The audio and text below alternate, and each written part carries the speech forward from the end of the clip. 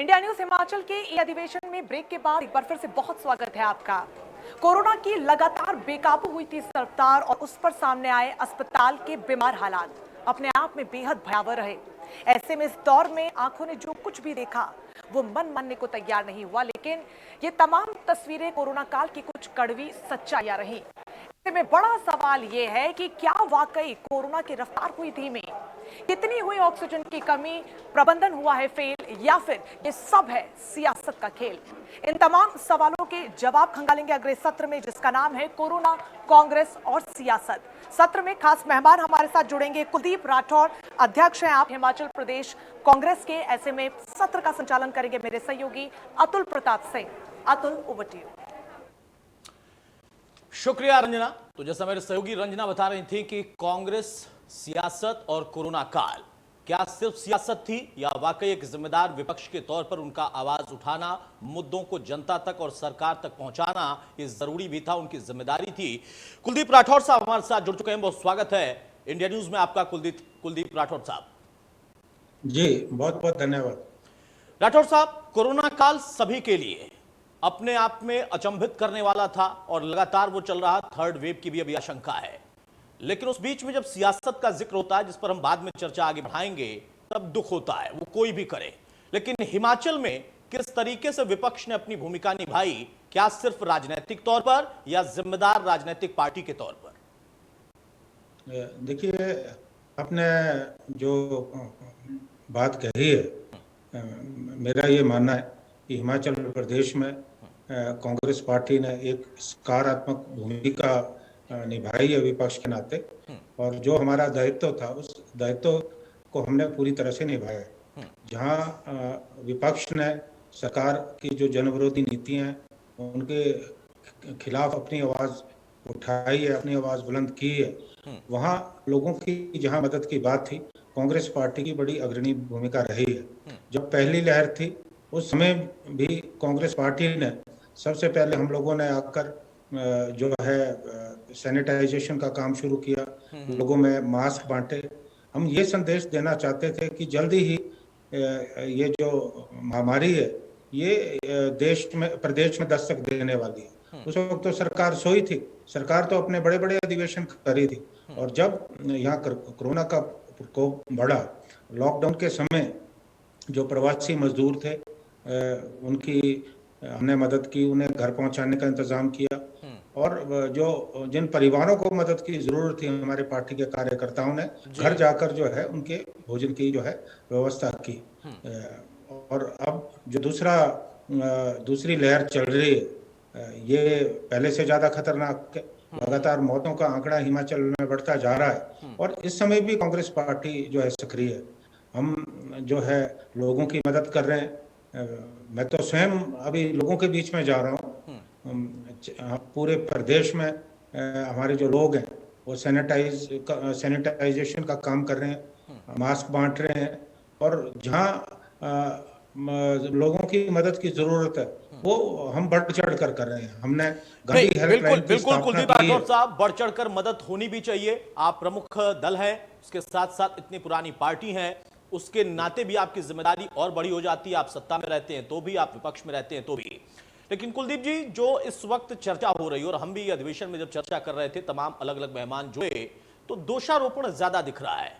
पंजाब को कहा जा रहा है कि उसकी वजह से हिमाचल में केसेस बढ़ गए, ठीक वैसे ही जैसे हरियाणा कहता है कि दिल्ली की वजह से हमारे जिले प्रभावित हुए हैं, वो जो कि उससे सटे हुए हैं। इसको आप कैसे देखते हैं? क्योंकि कोरोना देख कर नहीं आता, कोरोना ये सोच कर नहीं आता, कोरोना ये सोचकर संक्रमित नहीं करता है कि ये इस पार्टी के इनको छोड़ देना है और दूसरे वाले को पकड़ लेना है। दोषारोपण से इतर नहीं लगता कि हां, मिलकर सभी सरकारों को इस संघीय ढांचे में मदद करनी चाहिए, एक दूसरे का सहयोग करना चाहिए?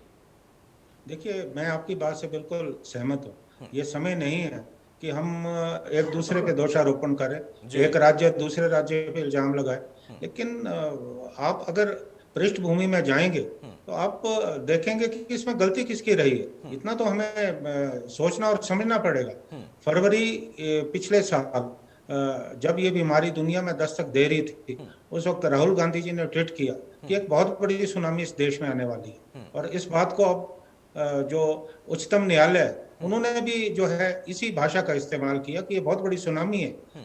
लेकिन उस वक्त जो सरकार थी, केंद्र सरकार, उन्होंने ज्यादा ध्यान इस तरफ दिया नहीं, उल्टा राहुल गांधी जी की ट्वीट का मजाक उड़ाया। उस समय अगर कड़े कदम उठाए होते तो शायद ये स्थिति नहीं होती, क्योंकि ये बीमारी कोई हिंदुस्तान में इजाद नहीं हुई, ये तो विदेशों से आई है। लेकिन उस वक्त कड़े कदम नहीं उठाए। पूरा ध्यान उस वक्त मध्य प्रदेश में सरकार को गिराने पे था। जो अमेरिका के राष्ट्रपति आए, नमस्ते ट्रंप, उस पर पूरा समय हमने बर्बाद किया। अगर समय रहते हमने उस वक्त मजबूत कदम उठाए होते तो ये स्थिति नहीं होती। और जब पहली लहर चल रही थी तो उस वक्त विशेषज्ञों का ये मानना था कि जल्दी ही दूसरी लहर आने वाली है। जिन देशों ने एहतियाती कदम उठाए वहां जो है केसेस नाम मात्र के रह गए। चाहे हम यूरोप के देशों की बात करें, अमेरिका तो उन्होंने तो मास्क उतार दिए। लेकिन हमारे यहाँ जो पूरा ध्यान है वो 5 राज्यों के चुनाव पे था। और आप देख रहे होंगे जो कोताही हुई है आज हमें नहीं, बिल्कुल, देखना पड़ इसमें रहा है। कोई शक नहीं है, इसमें कोई शक नहीं है कि कोताही हुई। और फर्स्ट वेव के बाद सेकेंड वेव में एक आम आदमी भी बहुत अपनी कोताही बरतने लगा। वो भी मान बैठा था कि अब तो कोरोना चला गया। जब आप 5 राज्यों का जिक्र करते हैं तो 5 राज्यों के चुनाव को तो आप भी लड़ने के लिए तैयार थे, लड़े भी। तो समस्या तो यही है ना कि वहां पर किसी भी राजनीतिक दल ने कोताही बरतने में चूक नहीं की, सबने जानबूझकर कोताही बरती। फिर ये कैसे हम कहें कि किसी एक दल को हम टिप्पणी में ला सकते हैं, वो चाहे कांग्रेस हो या बीजेपी हो या कोई और क्षत्र पार्टी हो? देखिए, दायित्व किसका बनता है? दायित्व उन लोगों का बनता है जो सत्ता में बैठे हैं, उनकी ज्यादा जिम्मेवारी है। अब ये तो हो नहीं सकता था कि प्रधानमंत्री जाके जनसभाएं कर रहे हैं और विपक्ष के लोग घरों में बैठे। ऐसा तो संभव नहीं था। लेकिन अगर सभी राजनीतिक दलों को साथ बिठा के, इसमें कहीं ना कहीं जो हमारा निर्वाचन आयोग है उनकी भी गलती रही है और उन्हें भी न्यायालयों ने बड़ी कड़ी फटकार लगाई है। अगर उस वक्त ऐसे कदम उठाए होते, सभी राजनीतिक दलों को बिठाया होता, बात की होती और सहमति बनाई होती कि हमको चुनाव प्रचार इस ढंग से करना है, तो मुझे लगता है कि ये स्थिति शायद नहीं बनती। कुलदीप जी, केंद्र की जिम्मेदारी, केंद्र सरकार की तमाम कोशिशें, लेकिन उससे इतर जब राज्य की जिम्मेदारी आती है तो उस पर भी सवाल बनता है। आप लोगों ने कहा कि कांग्रेस पार्टी ने बढ़ चढ़कर हिस्सा लिया, लोगों की मदद की, सरकार को समय समय पर जगाया, सुझाव की जरूरत हुई तो वो भी आप लोगों ने दिया। राज्य की भूमिका को आप कैसे देखते हैं कि कोरोना काल की शुरुआत से लेकर सेकेंड वेव, उस बीच में लॉकडाउन लगाना, तमाम तरह के कड़े नियम, और फिर उसके बाद बाहर के लोगों का प्रवेश नहीं, प्रवेश होना है तो किस तरीके से क्वारंटीन कितने दिनों के लिए करना है, ये सारी चीजें तो सरकार ने की, जो कि सरकार का तर्क है कि हमने हर एहतियात उठाए। फिर आखिर क्यों सियासत यहां पर दिखाई देती है किसी को भी? देखिए, जब पहली लहर चल रही थी, जब इन्होंने पूरे बॉर्डर खोल दिए, हमने उस वक्त विरोध किया। हमने कहा कि आप बॉर्डर पे जो है पूरा प्रोटोकॉल फॉलो करें और जो लोग बाहर से आ रहे हैं उन्हें आप क्वारंटीन करें। लेकिन सरकार ने ऐसा कुछ किया नहीं। अब हिमाचल प्रदेश तो पर्यटक राज्य है, ये स्वाभाविक था कि बाहर से लोग बढ़ चढ़ के आए और दूर दराज के क्षेत्रों में गए। हमने उस वक्त भी कहा था कि आपको कड़े कदम उठाने की जरूरत है, नहीं तो आने वाले वक्त में ये जो कोरोना है ये ग्रामीण क्षेत्रों में पहुंचेगा। और आज हमारी बात सत्य सिद्ध हुई है। आज जो ग्रामीण परिवेश में कोरोना इतना फैल चुका है कि गांव के गांव संक्रमित हो चुके हैं, लेकिन सरकार के पास कोई प्रबंधन नहीं है। अभी जब दूसरी लहर यहाँ चल रही थी, मैं माननीय मुख्यमंत्री जी से मिला, मैंने उन्हें कहा कि आप सरकार को कड़े कदम उठाने की जरूरत है। तो उन्होंने कहा कि अगर मैं कड़े कदम उठाऊंगा तो आप विरोध करेंगे।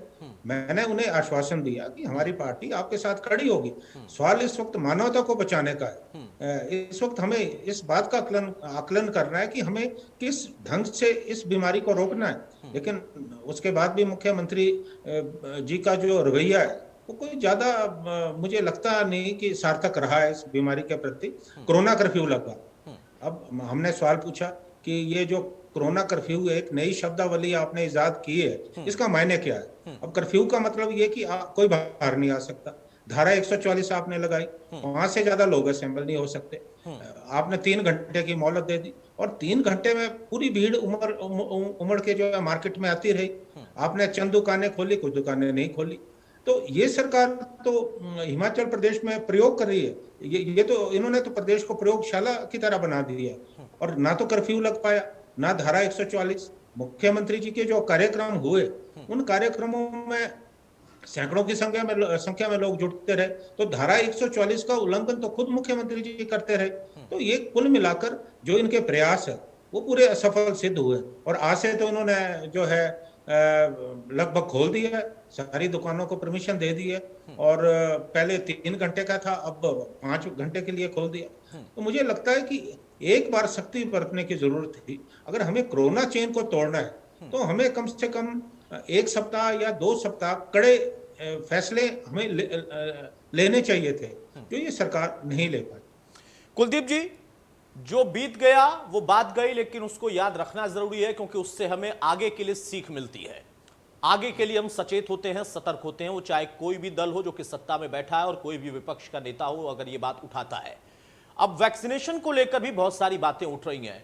वहां पर भी कहा जा रहा है, अलग अलग राज्यों के तर्क हैं कि हमारे पास है नहीं तो हम 18+ वालों को दे नहीं सकते हैं, 45+ वालों के लिए भी हमारे पास उतनी संख्या में प्रोडक्शन नहीं है, वैक्सीन नहीं है। हिमाचल की स्थिति को आप कैसे देखते हैं? क्योंकि हमारे साथ अभी जब मेहमान जुड़े थे तो उनका कहना है कि वैक्सीनेशन में अगर हम देखें तो हिमाचल एक तरीके से अव्वल नंबर पर है और बहुत जल्द यूनिट और बढ़ जाएगी, वैक्सीनेशन की संख्या और बढ़ जाएगी। देखिए, अब मुझे मालूम नहीं कि कौन वो महान व्यक्ति हैं जिन्होंने वक्तव्य दिया है कि हिमाचल अव्वल नंबर पे है।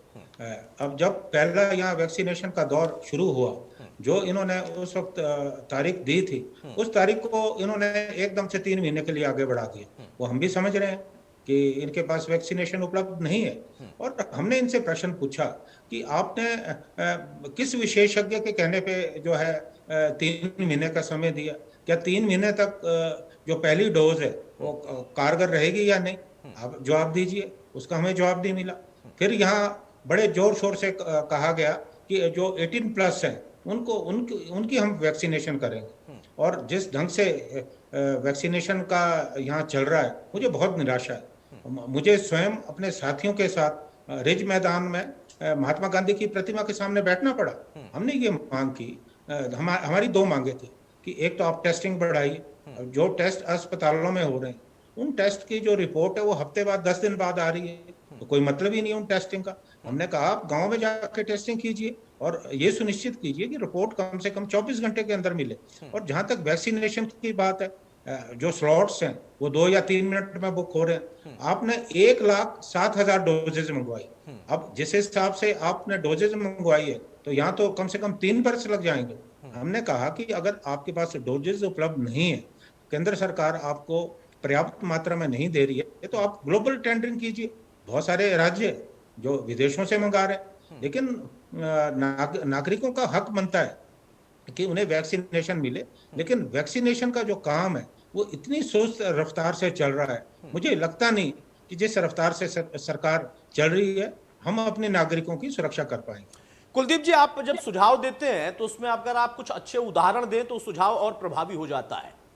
कांग्रेस की तरफ से अगर ये सुझाव इस प्रदेश में आ रहा, किस राज्य को आप देखते हैं कि हाँ उनका जो रोड मैप था वो चाहे लॉकडाउन को लेकर, सख्त आदेश देने को लेकर, कदम उठाने को लेकर, वैक्सीनेशन की प्रक्रिया को सही करने को लेकर, वो आपके लिए खुद भी रोल मॉडल है, जो कि अगर हिमाचल में होता तो और बेहतर दिखता? देखिए, मेरा ये मानना है कि हमें अपने प्रदेश की परिस्थिति देखनी है। अब दूसरे राज्य की जनसंख्या, उनकी भौगोलिक स्थिति वो हमसे बिल्कुल अलग है। हमें जो भी यहाँ पे करना है अपने प्रदेश में, वो हमें अपनी परिस्थितियों को देख के करना है। तो हमें किसी को फॉलो करने के बजाय अपनी परिस्थितियों का आकलन करना है। कुलदीप जी, एक आखिरी सवाल। पंजाब कांग्रेस में बहुत हलचल है, मामला दिल्ली तक पहुंचा हुआ है, मुलाकातों का सिलसिला जारी है। क्या इस तरीके की कोई हलचल यहां पर भी है और वहां की हलचल को आप कैसे देख रहे हैं? देखिए, मुझे इतनी ज़्यादा जानकारी पंजाब की है नहीं, लेकिन जो भी मैंने पढ़ा है, मुझे लगता है कि इतना बड़ा संगठन है, इस तरह की बातें होती रहती हैं, लेकिन इस मामले को सुलझा दिया जाएगा। जहाँ तक हिमाचल प्रदेश कांग्रेस की बात है, हिमाचल प्रदेश कांग्रेस इकट्ठी है, एकजुट है। और जिस ढंग से हमने सरकार को हर गलत मुद्दे पे घेरा है और कांग्रेस पार्टी का आज जो कार्यकर्ता बाहर निकल के आया है, वो इस बात का संकेत है कि हिमाचल प्रदेश में परिवर्तन जो है आने वाले समय में निश्चित है। कुलदीप जी, आपकी अध्यक्षता में हम क्या देखेंगे आगे आने वाले समय में? तमाम मुद्दे आपने गिनाए, कोरोना काल के वो मुद्दे हैं, उसके पहले के हैं और भविष्य के लिए जो चुनौतियां खड़ी हुई हैं वो भी है, वो आपको भी फेस करना होगा। लेकिन एक पार्टी के तौर पर इसकी किस तरीके की तैयारी कर रहे हैं? देखिए, हमें संगठन को और ज्यादा मजबूत करना है। मेरा पूरा का पूरा जो स्ट्रेस है वो बूथ कमेटीज को लेकर। हालांकि कोरोना के समय हम ज्यादा दौरे नहीं कर पा रहे हैं, लेकिन मैं बराबर वर्चुअल माध्यम से अपने जो जिला कांग्रेस कमेटी, हमारी ब्लॉक कांग्रेस कमेटीज हैं, उनके साथ में जुड़ा हूं। जहां हमें संगठन को मजबूत करना है, वहां सरकार की जो कमजोरियां उनको भी हमें इंगित करना है। लेकिन सरकार की जो कमजोरी है वो हमारी ताकत नहीं है। हमारी ताकत जो है हमारा संगठन है। उस संगठन को मजबूत करने के लिए हम दिन रात प्रयास कर रहे हैं। बहुत शुक्रिया कुलदीप राठौर साहब हमारे साथ जुड़ने के लिए, चर्चा करने के लिए और अपनी तरफ से पार्टी की मजबूती के लिए काम करने का जो आपने ठाना है उस पर भी आपने बताया। और उसके साथ साथ आपने कहा कि सरकार कहां पर कमजोर दिखाई दी, विपक्ष कहता रहा लेकिन सुनवाई नहीं हुई। आगे इसका भी हम जवाब लेंगे क्योंकि अगला सत्र हमारा होगा। सुरेश कश्यप जी हमारे साथ जुड़ेंगे, बीजेपी प्रदेशाध्यक्ष, और मुद्दा यही होगा कि कोरोना काल में चुनौतियां क्या थी, उस चुनौती से वो कैसे निपटे और इन सबका असर 22 पर होगा क्या, ये सवाल भी होगा एक छोटे से विराम के बाद।